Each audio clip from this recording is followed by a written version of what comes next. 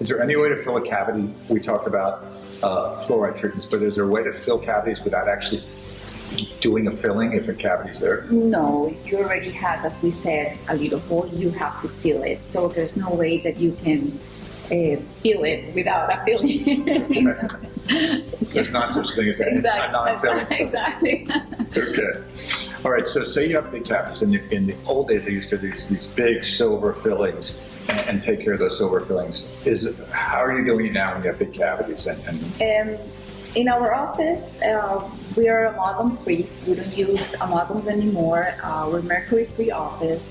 The type of fillings that we use are composite, which are pretty good. Has demonstrated to function pretty well for a regular, cavity that we need to fill. So would you say that the white fillings that we're using today, the composite fillings, are those as strong as the silver fillings in your opinion? Yes, they are. They're strong. Okay, so what are the best ways to protect your teeth from cavities?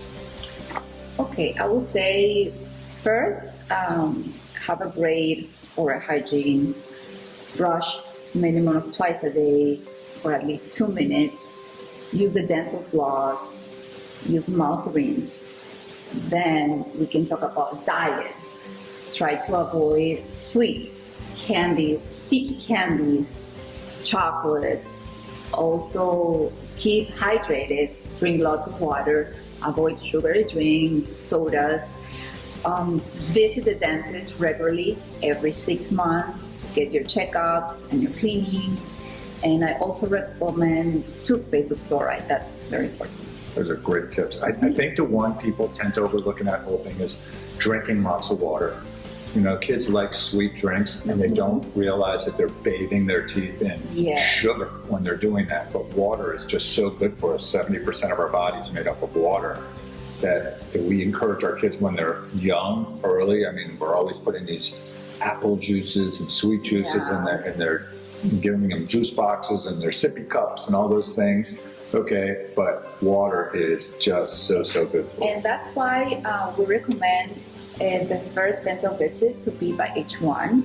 It's more because we want to guide the parents, give this anticipatory guidance and tell them, what is good and what is bad. So they don't have this sippy cup all day with juice with sugar. So we prevent instead of fix them later on. It's going to cause a lot of problems. So what do you do to a 1-year-old when they come to the dentist? What does it look like? Basically, we do like a simple cleaning.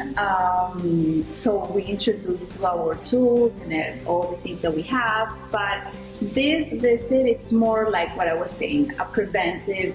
It's just to guide the parents, speak with the parents, see what they're doing. Also, obviously, check and see how many teeth the kid has, if he developed it normally, dentally.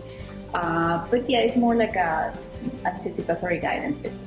Right. That's what it is. So we happen to see kids get cavities when they're wearing braces. And people tend to think that braces can cause cavities. Do you want to elaborate on why kids are more apt to get cavities when they wear braces? Okay, braces don't cause cavities. They are not the cause of the cavity. It's the lack of proper oral hygiene when they wear braces, because as you can see, all this metal in the mouth will accumulate more food, and if you don't brush it constantly, then you can get a cavity. So that's the cause. That's why they have the tendency, braces cause cavities, but they're not the cause. It's just the habits that we have when we wear the braces.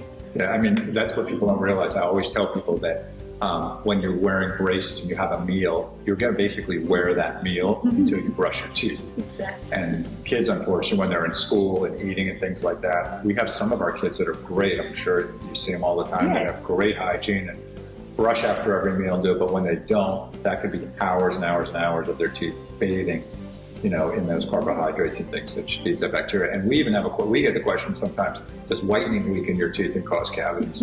So obviously we know it doesn't. It's a reflection on hygiene. So it's very, very important that people get to know that. So when people see discolorations of their teeth, when do you know that that's a cavity? When would you have that checked out? Discoloration is not always a cavity. It could be just a stain on your tooth. However, you should, if you notice that you have a discoloration in your tooth, you should visit the dentist so we can check it.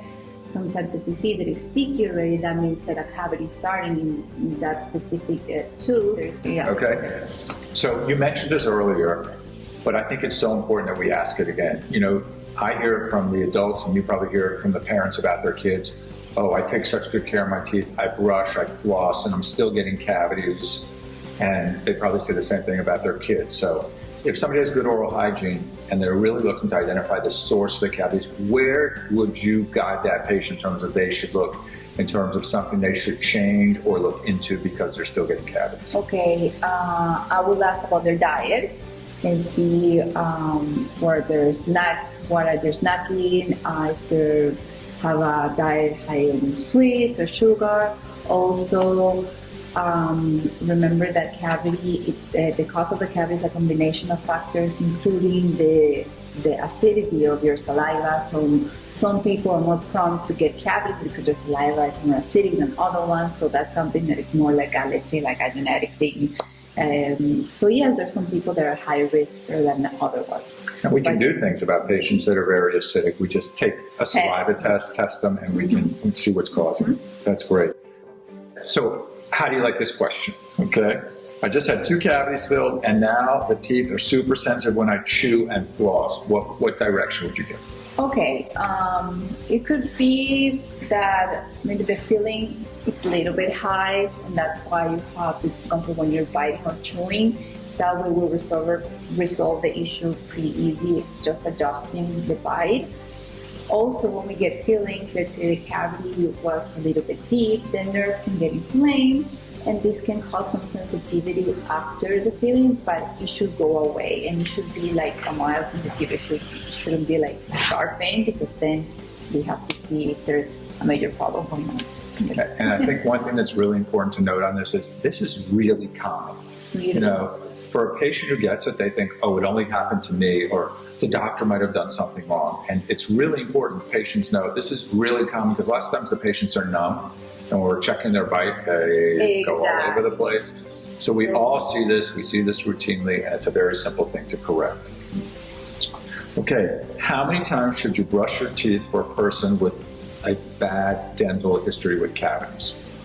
Okay, I would say like at least minimum twice a day, but if you really have a history of having like a lot of cavities, at least 3 times a day after each meal. So we're removing all this food and fat, and we make sure that we don't get more cavities. Okay, what do you think about if somebody can't get to a toothbrush for some reason, and they're running around in their car, different places? How do you feel about chewing gum real quick after meals? Yes, I think that's great, especially gums with xylitol. Xylitol is really good. It's a cavity preventing sugar, exactly. As opposed to a cavity causing sugar. That's great. Just for a couple of minutes? Yes. Perfect.